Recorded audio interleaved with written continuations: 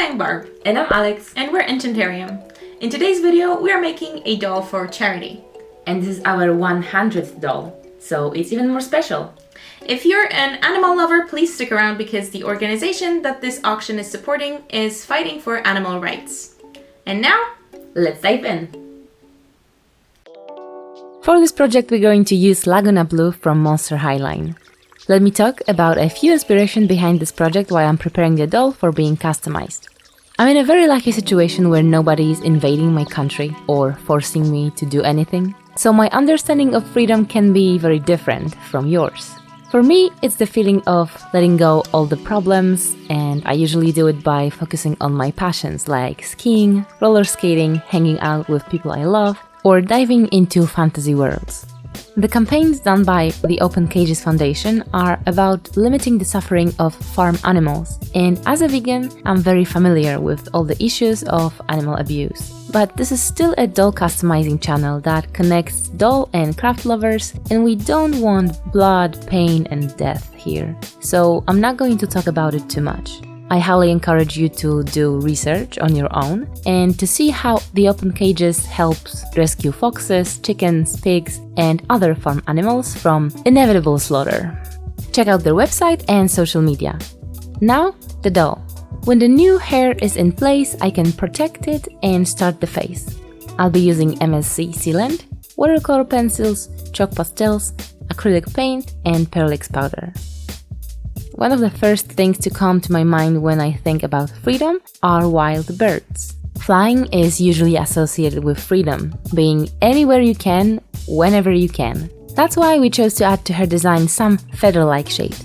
The next inspiration are fantasy creatures, because nothing stops us from creating them in a way we want. We had this little doll series of spirits, fairy-like creatures but not necessarily with wings. There was Prima, the spirit of nature, Iris, the spirit of light, and Eltherion, the dark spirit. We want this doll to be a spirit of freedom and to be sister to Prima, because freedom and nature are connected, for me at least.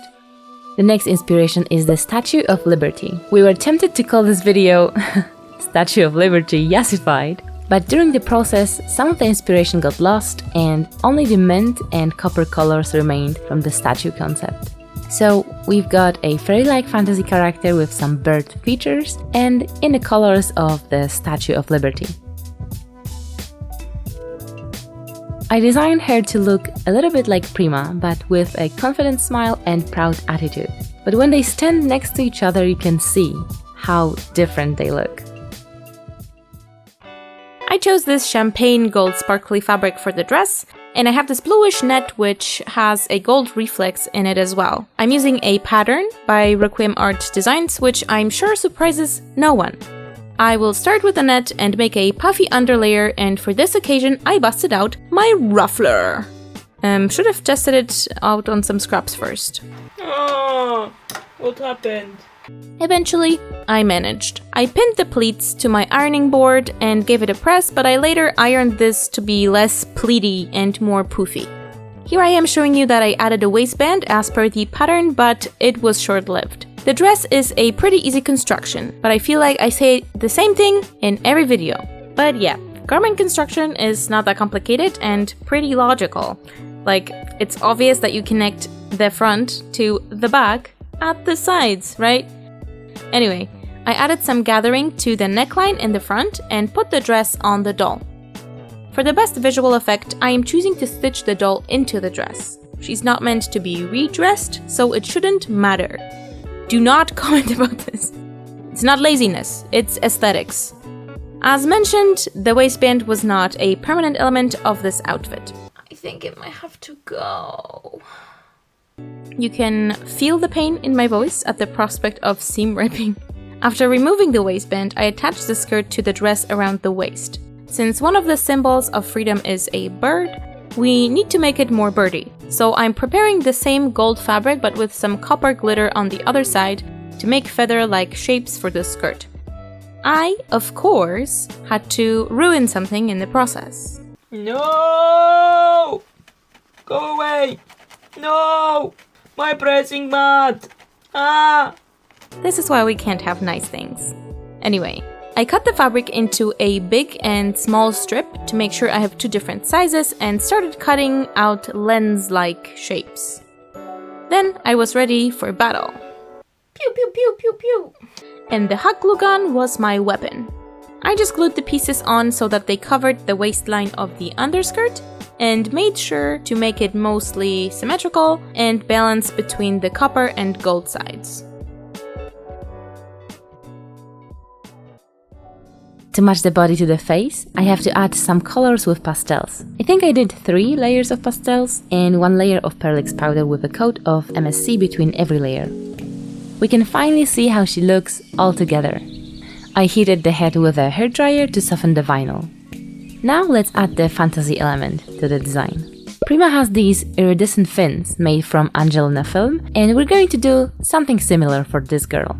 I'm twisting the wire and sandwiching it with iridescent foil. To glue it together, I'm using a hair straightener, but the connection is only temporary. To seal it, we have to burn the edges and the plastic melts together. I really like how organic and natural this looks. Every edge is a little different and it looks very fragile. But it still looks like it's a water creature. To make it look more like the statue, I'm going to use special glue and thin metal leaves.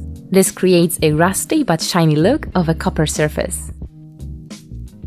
Laguna already has holes in her legs, and it's a perfect place to glue some of the fins. I'm using hot glue to connect it, but also to add an interesting texture. After painting a random pattern to the legs, I'm using the metal flakes again, so the fins look more cohesive with the rest of the design. I couldn't stop myself from adding a few copper spots on her cheeks. I cut her ears earlier because that's where the head fins will go. They look more like feathers than the leg ones, and I also added 2 blue ones made from wire and blue and green tissue paper. I love how sparkly it looks. I never liked this color combination, but this doll changed my mind. The pale green looks so good with copper and champagne gold. She almost looks like a steampunk doll, which we never did before. Why? Barb, tell me why. Ain't nothing a steampunk doll, tell me why. Our fairies sometimes have shoes and sometimes have only a wire decoration, inspired by Enchanting's transformation from the Winx Club. As a person who doesn't like shoes, I'm sure that the spirit of freedom wouldn't wear anything on her feet, so we're going with the Enchanting's vibe. I made a simple necklace from wire and beads and also decorated her hair with braids, mostly to keep the hair from getting tangled around the fins. The doll is ready, but Barb is doing something special and I'm sure she can't wait to show you. Since this is basically a Symbols of Freedom mashup, I decided to make a literal cage for this bird. And you know, I wanted to make something epic for the auction too, so it would be worth bidding on. So I modeled a cage to be laser cut out of 3mm plywood on our xTool M1. Let me take you to our workshop to cut this out, but first we have to stop at the parcel bot to pick up some wood. Some of you were asking about the progress on the reno, and I'm happy to say that we just need to finish some furnishing, but the rest is operational. I made me some tea, because the winter has come back, and then goofed with the face tracking on the cursed gimbal I was using.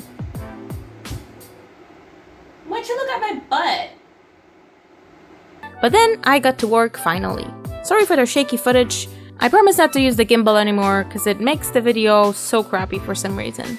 I made myself a jig to make it easier to align the designs and went to work. Air assist. I always flip everyone off for good measure. While I was at the laser, I made the certificate of authenticity. What's authenticity? Authenticity. In the meantime, and I scroll TikTok, but the phone is recording now, so.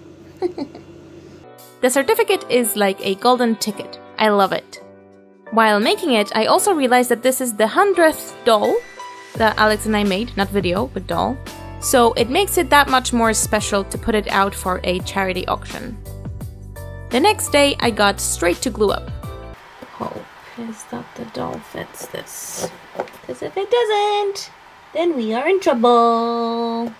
It was a fun puzzle, which I knew pretty well because I designed it, so it was a relaxing afternoon. Until... I knew this would happen, and this ring is missing some cutouts for the pieces that need to go in between. And I am pretty sure that I am unable to cut that into this. Well, first of all, here I was stumbling to explain how even if I cut a jig for the circle, the holes won't align, and recutting a ring like that wastes a lot of wood. Well, despite my best effort, I had to go and laser the new ring out. So let's do that now. Actually, to be quite honest, I did go a third time later because I decided to add feet that weren't in the first design. Tempted to also throw this in the trash. Since I am using my camera to see the laser, I decided to record myself struggling to put this back on. And I really don't want to flip the whole laser upside down.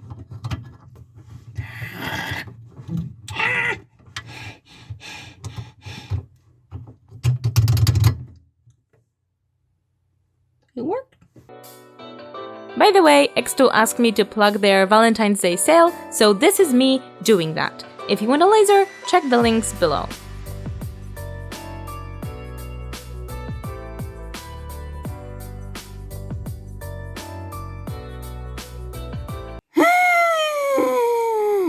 This is the middle section, and it looks pretty good, but it is a wonky boy. It's definitely a decorative piece. My dearest sister asked me, how many LEDs are you gonna put in this? So I am now obligated to try. Thankfully without soldering this time. Is it pretty? Oh, it's pretty. Yeah, we're doing it. Yes! I felt like the poplar wasn't giving the vibe I wanted, so Alex and I went to the hardware store to buy wood stain, which in Polish is called... Bejca. Bejca. Bejca. It was my first time using a bejca. Bejca. A bit scared. But it was actually pretty easy. I would definitely pre-stain the whole plywood sheet before cutting it for the next time though. This is the color that we got. Pretty nice. I know I said no soldering, but I do have to make this more compact. I measured it and modeled just the inside of the battery holder and 3D printed that. I also added the feet I mentioned before and a little frame to make the batteries blend with the cage a bit better. Welcome to soldering time with Barb. Will it work? I did resolder the battery thing to the lights after I made sure it would fit. Flooded it with hot glue both to prevent shorts and keep it in place. Checked the switch and made a hole from the bottom to feed the lights through. Then it was time for final assembly. I made sure all the things line up as they should, waited for the glue to dry, and it's starting to look fabulous. But you can always be more fabulous. So we're going to use some gold leaf to make it so. Yeah! Ola! Otwórz mi słoik. Siłaczu. I did it. This glue was really tough to open and incredibly sticky. After it dried clear, I started applying the gold leaf with a soft makeup brush, and it went absolutely everywhere. And I will be cleaning it up for days. I did blast some of the excess off with canned air and Q-tips dipped in alcohol. I have a lock for the cage as well, but it did not come in time to film it here. And with that, my friends, we are done.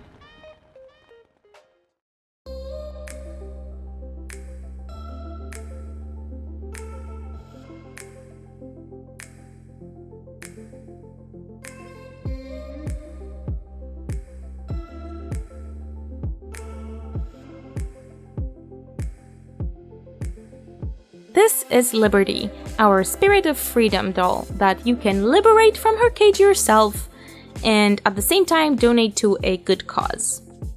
We will have a page on our website linked below detailing how to use the Polish auction website Allegro, which is used for many charity auctions, so we can be sure that it's a secure way to bid and that the money will actually go to the Open Cages Foundation. We are really happy with how she turned out. The color combo is amazing, And I did some engineering, which is always very rewarding. I hope you love her too, and good luck to everyone who tries to snag her at the auction.